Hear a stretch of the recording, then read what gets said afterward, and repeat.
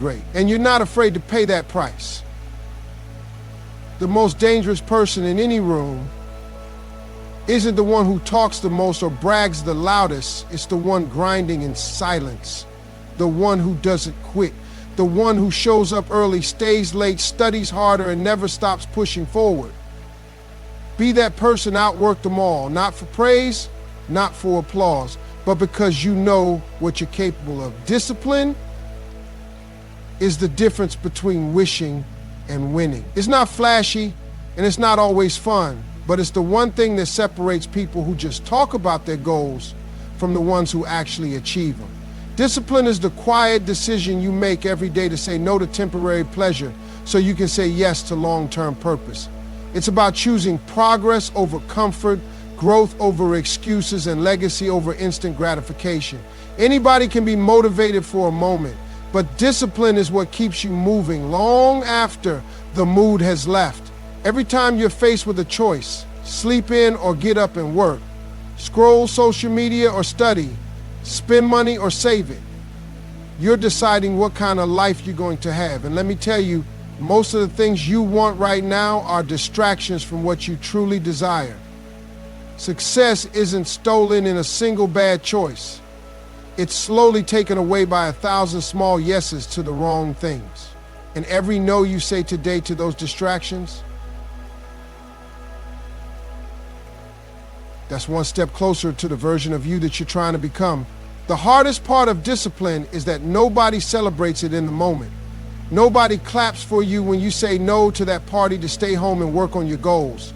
Nobody sees you turning down fast food for a home-cooked meal or choosing to read instead of binge watch a show. But those moments, they're the bricks that build a strong foundation.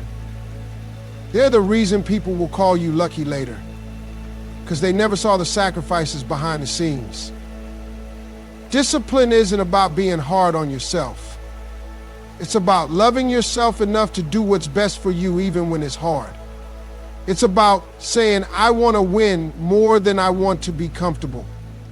The truth is, success costs something, and if you're not paying with your time, your focus, or your effort, you're probably not really chasing it, you're just dreaming about it.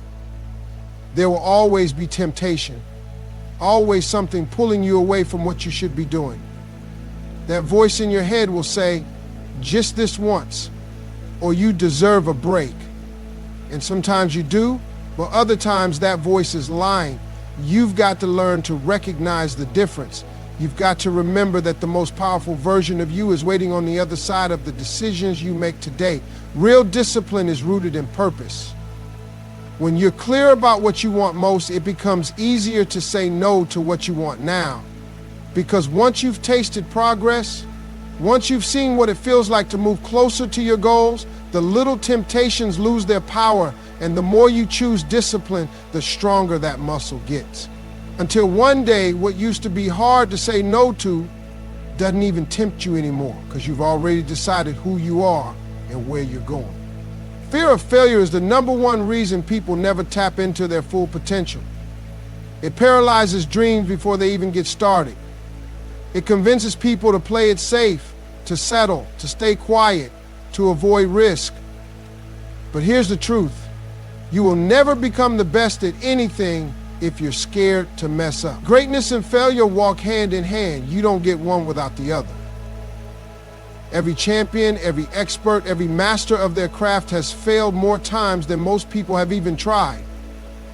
Failure is not the enemy, it's the teacher. It's the training ground for resilience, wisdom, and strength. When you fail, you're not being pushed away from your goal, you're being pushed deeper into the process that builds you. The people who rise to the top aren't the ones who got everything right the first time. They're the ones who fell down, got bruised, heard the critics, felt the sting of embarrassment, and kept going anyway. If you're too afraid to fail, you'll never take the kind of risks that lead to real growth. You'll stay in your comfort zone, where it's safe, predictable, and average. And that's not where the best live. The best step into uncertainty. They try things they've never done. They bet on themselves when there's no guarantee it'll work. And when it doesn't, they don't fold. They learn, they adjust, and they go back at it smarter and stronger. Too many people think failure is final. But failure is only final if you quit. If you keep showing up, keep working, keep believing, failure turns into experience, and experience is what sharpens you, it humbles you, it makes you wise. So instead of fearing it, respect it, invite it, learn to fall in love with the process, not just the reward. The fear of failure is really just the fear of judgment, the fear of looking dumb, the fear of being talked about. But what's worse, being laughed at while you grow or being forgotten because you never tried? You don't need to be perfect, you just need to be brave. Brave enough to try, brave enough to fail, and brave enough to rise again. The best at anything weren't born fearless. They just decided that their desire to win was stronger than their fear of failing. They knew that fear was temporary, but regret would last forever. So they took the shot, even if they missed. And eventually, the misses led to hits. The setbacks turned into setups. The failures became fuel. So if you want to be the best, you've got to stop tiptoeing around failure like it's something to avoid. You've got to run at it, embrace it, let it shape you.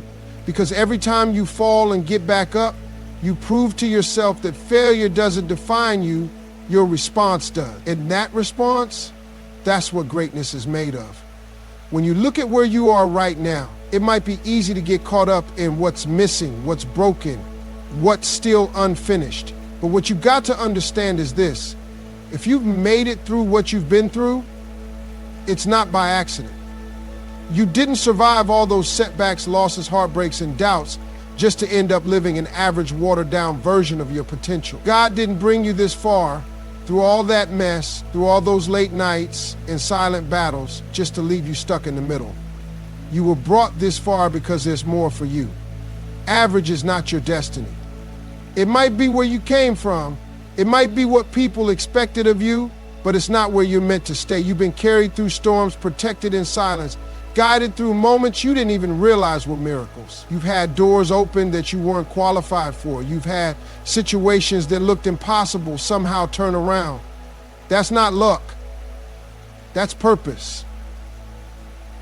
That's divine alignment. And when purpose is on your life, average becomes uncomfortable.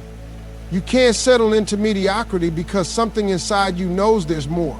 That's not ego, it's calling.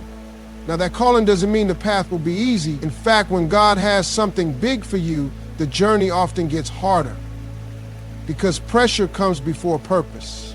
The delay before the breakthrough is not punishment, it's preparation. You're being stretched, shaped, tested, so that when the opportunity comes, you're ready. Because God doesn't give you a promise without also preparing you to carry it. Every time you wanted to quit, but didn't, every time you kept pushing even when no one noticed, every moment you cried and still got back up, those moments are evidence that greatness is being built inside you. And the thing is, when God puts something in your heart, when He places a vision in your spirit, He also equips you to fulfill it. He doesn't leave you halfway. He doesn't tease you with dreams. He won't deliver. But He does expect you to trust Him, to keep moving even when it doesn't make sense, and to act like you believe that something greater is coming. So stop walking like you don't know who's backing you. Stop shrinking when you were built to stand tall. Stop doubting when you've already come through too much to turn back now. You were brought this far for a reason, and you don't have to have all the answers. You just have to keep showing up with faith and obedience, because what God starts, He finishes. And if you're still breathing, He's not done. So lift your head, straighten your back, and remind yourself, average isn't your story. You were never meant to blend in. You were brought here to rise, to lead, to break cycles, to set the standard. Not because you're perfect, but because you're chosen. And chosen people don't settle.